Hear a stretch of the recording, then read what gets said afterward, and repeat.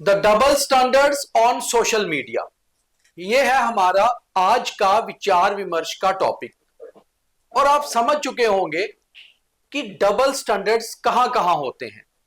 कई बार अपनी सियासत को आगे ले जाने के लिए बहुत सारे पॉलिटिशियंस बहुत सारे टॉपिक्स को सोशल मीडिया पर अलग दिखाते हैं। अब इसे सोशल मीडिया पर हिपोक्रेसी कहें या फिर पैटी पॉलिटिक्स, मगर है तो सही। बहुत बार ऐसा होता है कि हम सही घटना का सही आंकलन अपने सोशल मीडिया पर नहीं करते और अपनी आइडियोलॉजी या अपनी पॉलिटिक्स के हिसाब से उसको तरोड़ मरोड़ कर पेश किया जाता है। रिसेंटली जम्मू कश्मीर में 3 इंसिडेंट हुए। कुलगाम में पूर्व सैनिक की हत्या हुई, बिलावर में एक सुसाइड हुआ और एक ऐसी ही जो घटना बारामूला में हुई। 3 घटनाओं पर अलग अलग पॉलिटिशियंस का अलग अलग तरह से बयान आया सोशल मीडिया पर। एक दूसरे पर हमले भी किए गए, मगर कुल मिलाकर किसी ने भी सही घटना को पेश नहीं किया, क्योंकि शायद सबको यही सूट करता है। तो आज इसी के ऊपर विचार विमर्श। मेरे साथ मेरे 2 गेस्ट, कश्मीर से अहमद अली फयाज साहब, जम्मू से पवन शर्मा जी। पहले फयाज साहब के पास। फयाज साहब, सोशल मीडिया पर आप भी बहुत एक्टिव रहते हैं और एक्स पर तो आपके अच्छे खासे फॉलोअर्स हैं। आप हर रोज कुछ ना कुछ पोस्ट भी डालते हैं, मगर आप एक जर्नलिस्ट हैं, कोशिश यही करते होंगे कि एक जेन्युइन पोस्ट डाली जाए, इंफॉर्मेशन जिसमें हो और उसको क्रॉस चेक भी किया जाए। मगर ये जो सोशल मीडिया हिपोक्रेसी है या पैटी पॉलिटिक्स है, आखिर इतने सीजन्ड मैच्योर पॉलिटिशियंस क्यों ऐसा करते हैं? सोशल मीडिया में जैसे कि आप जानते हैं, ये सोशल मीडिया इसीलिए है कि समाज का हर कोई शख्स इस पे कोई पोस्ट कर सकता है, कोई रोक टोक नहीं है। जो आपके दिल में आए तो वो आप कर सकते हैं। तो इसमें जो कंट्रीज हैं, जो डेमोक्रेसीज हैं, वहां पे ज्यादा ही है। लोग कहते हैं कि हमें कहने दें क्योंकि हम डेमोक्रेसी में हैं। कुछ कंट्रीज में तो इस पे बहुत सख्तियां हैं। बिल्कुल। और अगर कोई ऐसी बात आप लिख देते हैं जिससे किसी को नुकसान पहुंच सकता है किसी को, तो आपके खिलाफ कार्रवाई, सख्त कार्रवाई हो सकती है। लेकिन बदकिस्मती से यह हमारे इंडिया में नहीं हुआ है। मेरे ख्याल से ट्राई ने भी जिस वक्त इसकी परमिशन यहाँ पे दी थी, उन्होंने भी बहुत सारी चीजों पर सोचा नहीं था। लेकिन वक्त के साथ साथ इसमें रेगुलेशन आ गया और एक जमाना ऐसा आ गया कि यह रेगुलेशन बहुत ही एग्रेसिव बन गया। बहुत कई लोगों को लगा कि अब जमहूरियत को ही दबाया जा रहा है। मैं ये बता रहा हूँ कि इसमें मुख्तलिफ किस्म के लोग, इसमें पॉलिटिशियंस हैं, इसमें जर्नलिस्ट भी हैं बेशक, और इसमें आम लोग भी हैं, हर किस्म के लोग।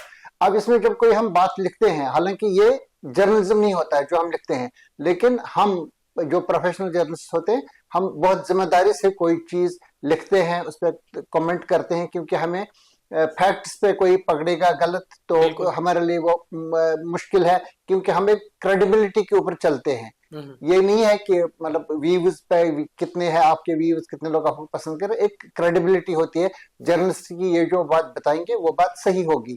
अब इसमें होता है, एक तो फैक्ट्स होते हैं, दूसरा इस पे एक नजरिया होता है। नजरिया हमारा भी हो सकता है, क्योंकि हम भी आइडियोलॉजी से बाहर नहीं होते हैं, हम भी मजहब से बाहर नहीं होते, हम भी फिलोसफी से बाहर नहीं होते हैं।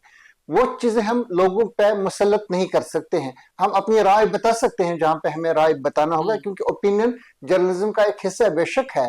लेकिन जहां पे वाकयात को बताना है कि जो देखो इस तरह से हुआ है, तो वहां पे बिल्कुल लाइबिलिटी के बगैर वो बात बतानी है। अब कई साल से ये चल रहा है कि देखो मजम्मत क्यों नहीं कर रहे हैं। ये हमारा काम वैसे है ही नहीं एसेंशियली कि हम मजम्मतें करते बैठे, वो पॉलिटिशियंस का काम है। हम लोग ज्यादातर फैक्ट्स बताते हैं।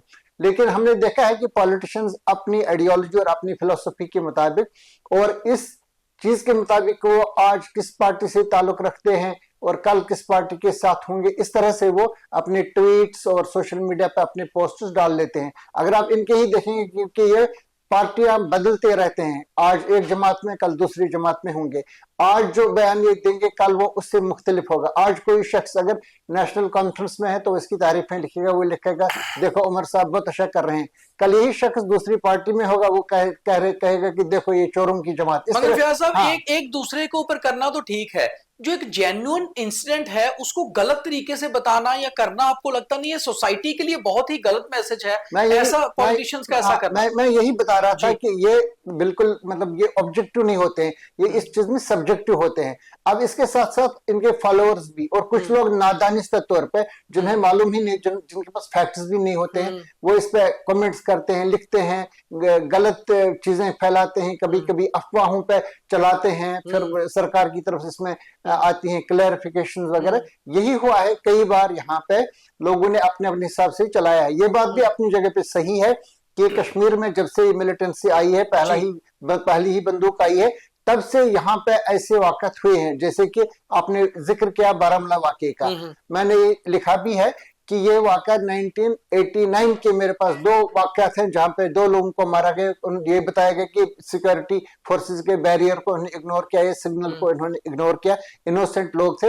ये सिलसिला तब से आज तक जारी है। इसमें बहुत सारे लोग इस तरह के मारे गए हैं, तहकीकात किसी मंतकी अंजाम पे नहीं पहुंची है। लेकिन अब ये होता है कि पिछले 5-8 साल से ऐसे वाक़यात नहीं हो रहे थे। काफी साल के बाद इस किस्म का वाक़या कश्मीर में हुआ है।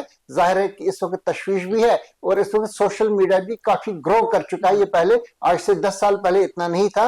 तो लोग अपने अपनी तरफ से जो उनके मन में आता है वो कर लेते हैं। पॉलिटिशियंस तो इस पर कभी कभी हकायक को सामने नहीं रखते हैं। वो अपने तौर पे जो उनको सूट करता है उस तरह की चीजें वो पोस्ट करते हैं सोशल मीडिया पे, जिससे सोसाइटी में बदअमनी भी फैल सकती है। और इनमें वो उस किस्म की जिम्मेदारी नहीं होती है जो हम लोगों पे, जो जिम्मेदारी हम वापस आते हैं आपके पास। हाँ। फिर इसके और पहलू पकड़ते हैं, पवन जी के पास चलता हूं। पवन जी, एक समय होता था कि जो सीनियर पॉलिटिशियंस थे या कोई भी जो पॉलिटिशियंस थे, वो केवल और केवल अपने बयान को अपने पार्टी के जरिए एक प्रेस नोट के जरिए दिया करते थे, और बहुत ही सोच समझकर उसे 4 बार पढ़ा जाता था कि क्या इस बयान से समाज में कोई गलत चीज तो नहीं जाएगी। फिर उसके बाद टीवी का जमाना आया, फिर भी जब कोई पॉलिटिशियन बयान देते थे तो बिल्कुल नपातुला बयान ऐसी घटनाओं पर। आजकल सोशल मीडिया का जमाना है और आज के पॉलिटिशियन कुछ भी लिख रहे हैं, किसी भी घटना पर कुछ भी वो कर रहे हैं, और कई बार तो ऐसी चीजें हो जाती हैं जिससे समाज में बहुत विद्रोह भी फैल जाता है। तो पवन जी, आपको लगता नहीं है बड़े निचले स्तर की सियासत हो गई है सोशल मीडिया पर? देखिए, सोशल मीडिया पर ना यूपी के एक बहुत मशहूर कवि हैं, उनका नाम है सफदर उल हक। उनका एक शेर मुझे याद आता है। उन्होंने लिखा था कि तमाशा होता है हर रोज शहर के हर चौक पर, संगीने भी हैं तमाशबीन भी हैं, फिर असर क्यों नहीं होता।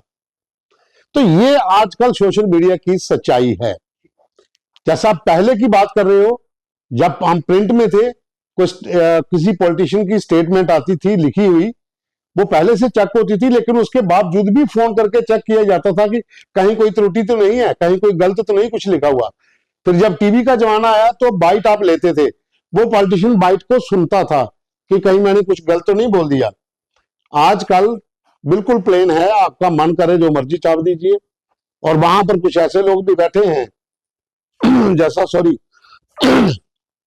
जैसा फयाज साहब कह रहे थे कि एक जिम्मेवारी होती है एक जर्नलिस्ट की, लेकिन जर्नलिस्ट का काम नहीं है कि वो सोशल मीडिया पर अपनी राय इस तरह की रखें। ठीक है, आप पर्सनल अपना व्यक्तिगत कुछ भी करिए, लेकिन जब आप एक माशरे के बीच में हैं और एक ऐसे मुद्दे पर बात कर रहे हैं तो आपको बहुत सोच समझ कर काम करना होता है। लेकिन आजकल वो ऐसा नहीं हो रहा है। किसी की क्या बात करनी है, आप देख लीजिए जो 2 बड़ी घटनाएं हुई है जम्मू में, तो इसमें पॉलिटिशियन ने क्या क्या लिखा है और उसका असर क्या पड़ेगा। और दूसरा, वो लोग जो उन इलाकों में गए, जिन्होंने वहां पर प्रोटेस्ट किए, जिन्होंने वहां पर अपने जाके बयान दिए, उन्होंने कौन सी लैंग्वेज का इस्तेमाल किया। तमाम सोशल मीडिया जो एक पक्ष को लेकर दूसरे पक्ष पर आरोप लगाता है, उन्होंने किस तरीके से स्टेटमेंटें अपनी वहां पर पब्लिश की हैं।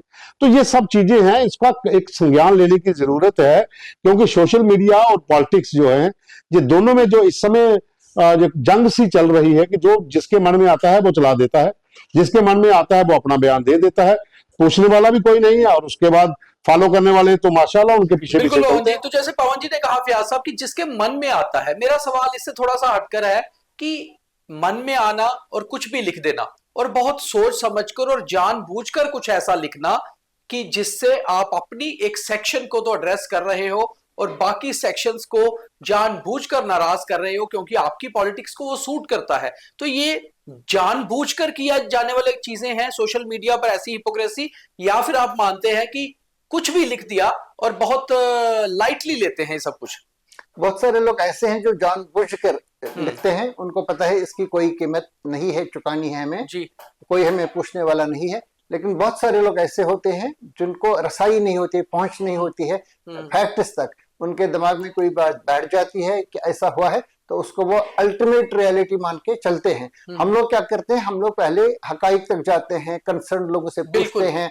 हम पहले ही दिन नहीं कह सकते हैं कि ये बेगुनाह था, ऐसा था, वैसा था।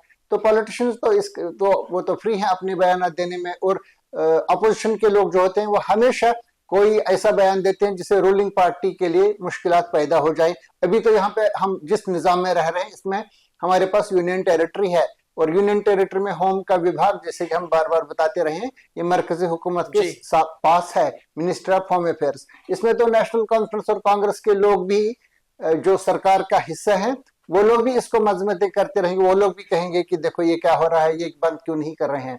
ये सिचुएशन पहली बार जम्मू कश्मीर में है। पहले ये नहीं होता था, पहले कोई रूलिंग पार्टी होती थी तो उसके खिलाफ हो जाते थे अपोजिशन के लोग कि देखो ये लोग आप क्या कर रहे हैं, ह्यूमन राइट्स की वायलेशन है, इसको आप क्यों नहीं रोक रहे हैं, तहकीकात क्यों नहीं कर रहे हैं, वगैरह वगैरह। अब तो ये बात रूलिंग पार्टी के लोग भी बता रहे हैं क्योंकि इनके पास होम डिपार्टमेंट है ही नहीं।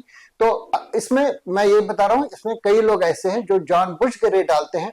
इसमें सरकार की, that means the state of India, इनकी भी रिस्पॉन्सिबिलिटी है कि ये लोगों को जवाबदेह बनाए, लेकिन ये एग्रेशन नहीं होना चाहिए। आप मामूली चीज पे, जैसे कि हमने देखा है कश्मीर में हम भी कई लोगों के खिलाफ यूएपीए के केस लगाए गए, ये बताया गया कि ये लोग कहाँ पे है, उनके लुक आउट नोटिस, वो लोग बाकायदा तौर पे मौजूद हैं सोसाइटी में। कई लोग पॉडकास्ट चलाते हैं, जर्नलिज्म करते हैं, एक लम्हे के लिए भी वो गिरफ्तार उनको किसी ने नहीं किया। तो ये सरकार ने खुद इसको एक मजाक के तौर पे बनाया है। इनकी रिस्पॉन्सिबिलिटी है या तो ये केसेस वापस ले लें उन लोगों के खिलाफ, या उनको गिरफ्तार कर लें। तो इस तरह से ये सिस्टम जो है वो मजाक बन जाता है।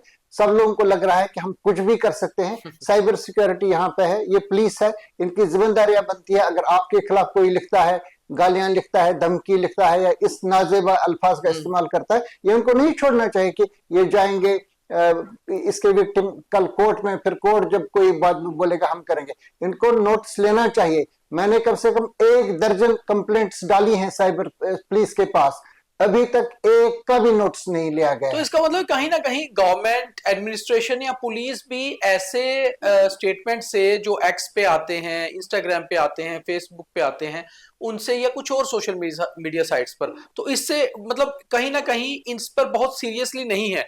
पवन जी, कल एक स्टेटमेंट आता है फॉर्मर चीफ मिनिस्टर की तरफ से, जो पीडीपी की अध्यक्षा भी है महबूबा मुफ्ती, और उसके बाद जम्मू पुलिस उसका रिबटल निकालती है। तो हालात ये है कि एक फॉर्मर चीफ मिनिस्टर, एक पॉलिटिकल पार्टी की प्रेसिडेंट, मतलब एक बहुत मैच्योर, बहुत सीरियस पोजीशन होती है, वहां पर रह के भी उनकी स्टेटमेंट का रिबटल निकाला गया जम्मू पुलिस द्वारा। तो खुद सोचिए कि कितना, किस लेवल तक सोशल मीडिया पर हम कुछ भी डाल रहे हैं, कुछ भी लिख रहे हैं।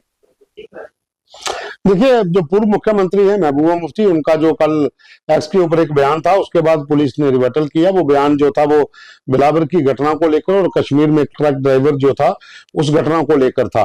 देखिए, महबूबा पहले भी इस तरह की उनकी बयानबाजी भी ऐसे होती है और एक्स के ऊपर वो इस तरह की चीजें पहले भी लिखती हैं। तो पहले भी कई बार इसके ऊपर सरकार ने भी बयान दिए हैं। तो वो अब देखिए, वो एक अपनी सियासत है उनकी, खोई हुई जमीन को वापस पाने की तलाश है। मैं पूछ रहा हूं कि ये वाली जो सियासत है ये बड़ी निम्न स्तर की नहीं हो गई, बहुत निचले स्तर की सियासत? बिल्कुल बिल्कुल बिल्कुल। सियासत देखिए, आक्रोश एक अपनी जगह पर होता है, आपका अपना व्यक्तिगत सियासत आपकी अपनी जगह पर होती है। विरोध आप करते हो, लेकिन विरोध करने के तरीके होने चाहिए। विरोध हो, बोध हो, विरोध हमेशा बोध में होना चाहिए। आप इस तरह का विरोध मत करिए कि जिससे आग लग जाए, किसी को भड़काया जाए, एक कम्युनिटी के भीतर दूसरी कम्युनिटी के प्रति जहर ना बोला जाए। एक एडमिनिस्ट्रेशन, जहां एक पूरा जो माशरा है सरकार का, जो एक तंत्र है, उसके ऊपर आप इस तरह के सवाल उठाते हैं। आप खुद मुख्यमंत्री रह चुकी हैं, तो उसके ऊपर जब इस तरह के सवाल उठते हैं तो उसका इंपैक्ट नीचे बहुत तक जाता है और उसका नतीजे भी दूसरी तरह से निकलना शुरू हो जाते हैं। जैसा कल हुआ, बहुत से लोग ऐसे वहां पर पहुंच गए जो पहले ही कई केसों में वांटेड हैं, और उनके ऊपर मामले चल रहे हैं। जैसा फयाज साहब ने बिल्कुल सही कहा कि आपके सामने खुले घूम रहे हैं, काम कर रहे हैं। आपने उनके ऊपर यूपीए की धारा लगाई है, यूपीपीए, और उसके अलावा और भी बहुत से केस हैं, लेकिन वो फिर वहां बिलावर में पहुंचे हैं, तो वहां पर जाके फिर वही बयानबाजी हो रही है। तो इट मीन्स कि आपकी एजेंसीज, आपकी पुलिस सोई हुई है, आपने कोई एक्शन नहीं लिया। आपने एक्शन लिया होता तो वो लोग वहां सोशल नहीं मीडिया की जैसी पहुंचते। हो रही है पवन जी। पवन साहब जी, मैं आपके पास आ रहा हूं, एक मिनट आपके पास इसी पे आ रहा हूं कि अल्टीमेटली जो एक सीनियर पॉलिटिशियंस है, हम किसी एक पॉलिटिशियन की बात नहीं कर रहे हैं, हम ओवरऑल कर रहे हैं। मैंने देखा कुछ बीजेपी लीडर्स के भी ट्वीट सही नहीं थे, एक्सप्रेस स्टेटमेंट्स, कुछ एनसी के लोगों के भी अलग अलग इंसिडेंट्स को लेकर। मगर अगर कुल मिलाकर देखा जाए तो जो आने वाली जनरेशन्स हैं, क्या वो पॉलिटिशियंस की हों, नए पॉलिटिशियंस जो यंग पॉलिटिशियंस हैं या यंग बच्चे हैं जो सोशल मीडिया पर एक्टिव रहते हैं और इन सभी पॉलिटिशियंस को फॉलो करते हैं, क्या उनके ऊपर एक गलत असर नहीं पड़ता? क्या सोसाइटी में गलत चीज नहीं जाती कि ये किस तरह की हेटर्ड फैलाने की कोशिश है? देखिए इसमें एक बात हमें देखनी है, कुछ इंसिडेंट्स ऐसे हो जाते हैं जहां पे बिल्कुल गलत बयानी से काम लिया जाता है। जी। जिस बिलावर के इंसिडेंट की आप का जिक्र कर रहे हैं, अगर हम महबूबा मुफ्ती से ये बताएंगे कि आपने ये क्यों किया, तो वो हमें बताएगी कि आप आज का रविंद्र रैना जी का बयान निकालिए, जो बीजेपी के मैंने तभी सीनियर बोला लीडर कि हैं, अलग-अलग बीजेपी के हाँ, अध्यक्ष रहे हैं, बिल्कुल। और आज के स्टेटमेंट में उन्होंने उस खानदान के साथ जिसका वो लड़का था, उनके साथ हमदर्दी का इजहार किया है। एक तरफ से वो उन्होंने मान लिया है, मीन्स कि अगर महबूबा मुफ्ती ना करेगी तो अपोजिशन का काम भी बीजेपी खुद ही करेगी। तो बिल्कुल सही बात। इसमें एक दौड़ रहती है, इस किस्म के वाकत हो जाते हैं। मुझे लग रहा है कि सरकार को ये डिफेंस वाले स्टेटमेंट्स जारी करने से पहले इनकी तह में जाकर के कार्रवाइयां करनी चाहिए। अभी तक किसी को इस पर अटैच नहीं किया गया है। बिल्कुल ये एक ऐसा इंसिडेंट है, ये पहली बार हुआ है यहाँ पे कि कोई शख्स मस्जिद के अंदर चला गया, इसने कुरान शरीफ अपने सर पर रख लिया। हम अभी इसकी तहकीकात चल रहे हैं, हम इसके साथ हेर फेर नहीं कर रहे हैं। मैं ये बता रहा हूँ जो अभी तक हमारे पास वीडियो है जिसमें वो बता रहा है कि मुझे पुलिस ने इसके अंदर टॉर्चर किया कि मैं अब मजबूर हूँ अपने आप को खत्म करने के लिए। ये पहले नहीं हुआ था। सुसाइड बॉम्बर्स वगैरह के हमने वीडियोस देखे हैं। जब इस तरह का वीडियो आएगा तो इस पर तशवीश का इजहार करना, इस पर क्रिटिसाइज करना, ये पॉलिटिशियन का काम है, चाहे वो महबूबा मुफ्ती हो या रविंद्र रैना हो। इस बारे में मुझे लग रहा है कि पुलिस को अपने तौर पर कार्रवाइयां करके इन लोगों को अटैच करना चाहिए और अपनी क्रेडिबिलिटी को बहाल करना चाहिए।